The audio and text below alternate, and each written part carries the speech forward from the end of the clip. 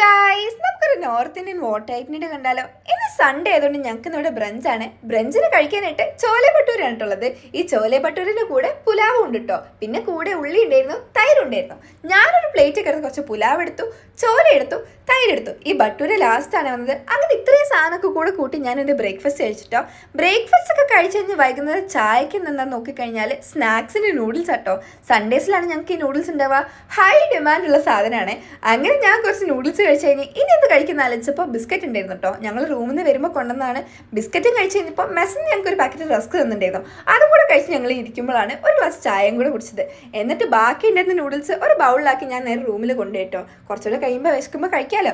അങ്ങനെ അതൊക്കെ കഴിച്ചിരുന്ന് ഇന്ന് രാത്രി ഡിന്നർ എന്താ നോക്കിക്കഴിഞ്ഞാൽ കിച്ചടിയാണ് കേട്ടോ. ഈ കിച്ചടി എന്ന് വെച്ച് കഴിഞ്ഞാൽ നമ്മുടെ കഞ്ഞീൻ്റെ വേറൊരു ടൈപ്പാണ് കേട്ടോ. പിന്നെ കൂടെ പരിപ്പ് കറി ഉണ്ടായിരുന്നു, ആലു ഗോബി സബ്ജി ഉണ്ടായിരുന്നു കേട്ടോ. പിന്നെ അത് മാത്രമല്ലാണ്ട് ഇവിടെ നല്ല ചൂടായതുകൊണ്ട് ഞങ്ങൾക്ക് മോര് കിട്ടും രാത്രി.